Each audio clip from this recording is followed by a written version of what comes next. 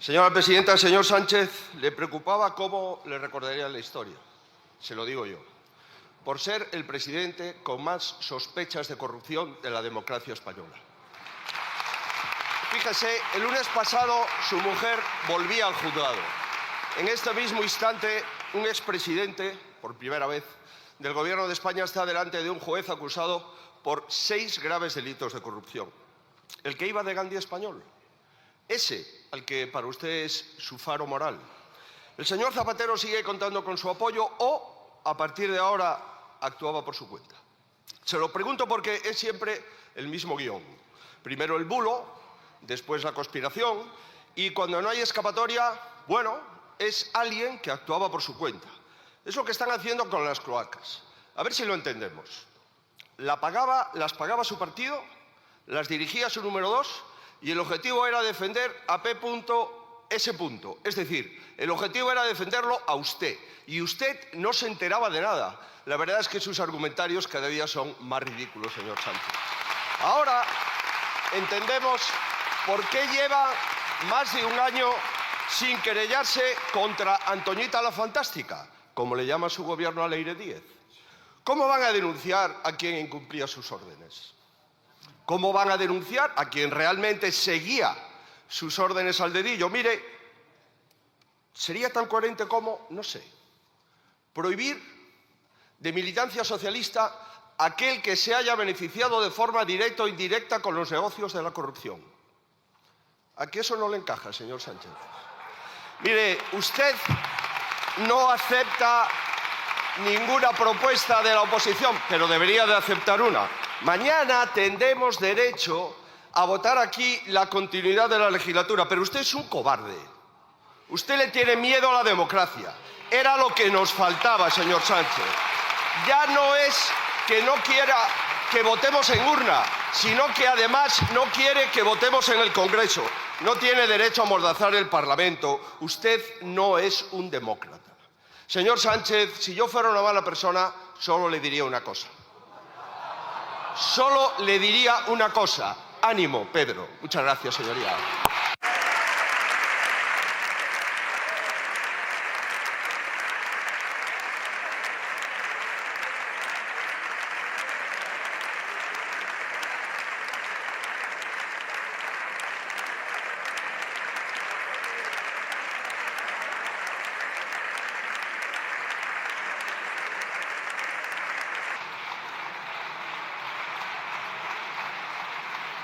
Muchas gracias.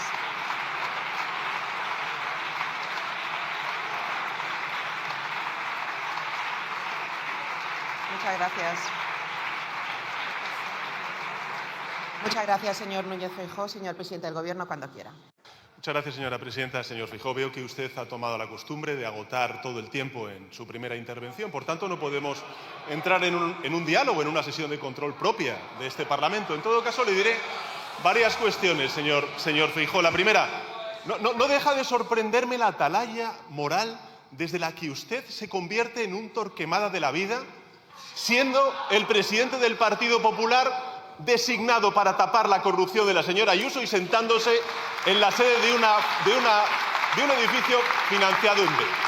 En todo caso, señoría, usted pregunta por la degeneración política. Mire, la degeneración política tiene mucho que ver con las votaciones que sistemáticamente se producen en esta Cámara, sistemáticamente en contra de esta oposición destructiva de todo aquello que beneficie a la ciudadanía, a la gente de a pie.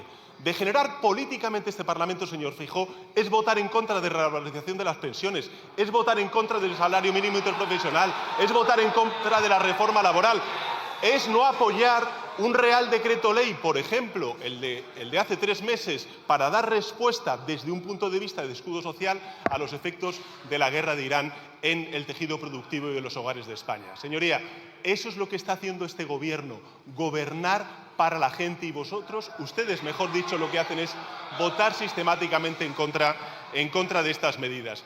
Ya le anuncio que nosotros, el 29 de junio, vamos a aprobar en Consejo de Ministros un nuevo Real Decreto Ley de protección al tejido productivo, también a la ciudadanía de nuestro país, para ver exactamente cuál es el recorrido de este alto el fuego que se ha anunciado por parte de la Administración estadounidense y por parte de Irán. esperemos a ver qué votan ustedes. Por el momento, señoría, lo que estamos haciendo es hablar con los sectores, es hablar con los grupos parlamentarios y esperemos que si usted quiere dignificar la política en este país, lo que tenga que hacer es aportar soluciones, propuestas y, por supuesto, también aprobar ese Real Decreto Ley. Es complicado continuar. Un momento, señor presidente. Señores diputados y diputadas, por favor, silencio. Silencio. Silencio. Señor Hernando. Sí, pero una cosa, señoría, respecto a las elecciones. Las elecciones se van a celebrar, señoría. Se van a celebrar. Pero la pregunta no es esa. La pregunta es ¿qué país se va a presentar en 2027 respecto al 2018? Si es un mejor país o un peor país. E indiscutiblemente, señor Feijóo, es un mejor país en términos de crecimiento, de empleo y de desigualdad.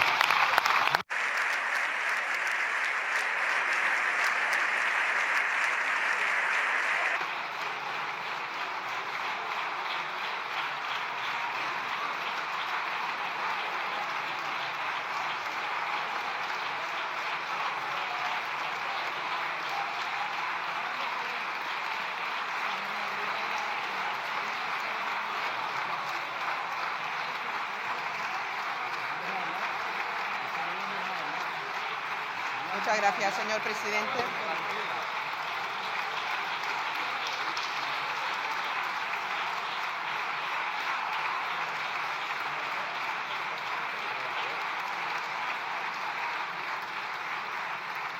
Muchas gracias, señor presidente. La siguiente pregunta la formula la diputada.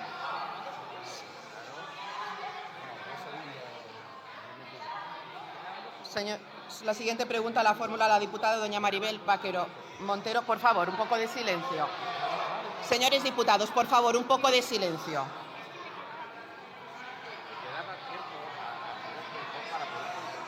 Por favor, ¿pueden guardar un poco de respeto y estar en silencio?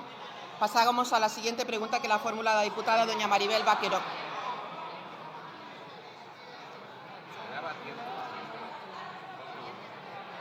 La diputada doña Maribel Vaquero Montero, del Grupo Parlamentario Vasco PNV, que tiene la palabra. Por favor, silencio. Tiene la palabra, señora Vaquero.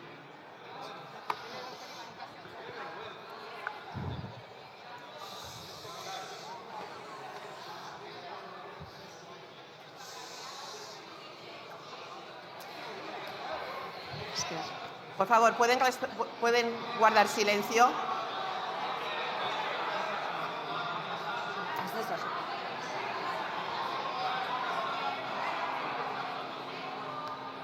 Señora Vaquero, tiene la palabra. Señor Sánchez, esta semana hablar de presupuestos generales del Estado puede parecer una extravagancia, teniendo en cuenta la agenda judicial de su entorno, que ni el Mundial de Fútbol va a poder eclipsar. Sin embargo, nuestra obligación como representantes de vascos y vascas es saber cómo va a plasmar en esos presupuestos los compromisos pendientes con Euskadi y cómo prevé sacarlos adelante, porque es evidente que usted ha perdido la mayoría de investidura. Anunció el 3 de junio que el Gobierno presentaría su propuesta de presupuestos generales. No es la primera vez que realiza este anuncio y después de 3 años mareando la perdiz con los presupuestos, diciendo que los va a traer y sin dar el paso, ahora es real su voluntad. Le digo lo de Santo Tomás, ver para creer. Y es usted está acabando con la fe de este grupo parlamentario, porque a pesar de que el Partido Nacionalista Vasco cree en el diálogo, en la negociación y en el pacto, y usted lo sabe, esta disposición nuestra está siendo sometida a una prueba de resistencia diaria que merma la voluntad política de mi grupo hacia su Gobierno. Hablemos claro, usted necesita como respirar el impulso de un acuerdo de esta Cámara en torno a un proyecto relevante como son los presupuestos generales del Estado. Llevamos 3 años reclamándolos y con más insistencia si cabe este último año, porque de él dependen medidas energéticas para nuestra industria que necesita asegurar su competitividad y puestos de trabajo, dependen los autónomos, las familias, la dependencia, los que esperan un fondo suficiente para las víctimas del amianto.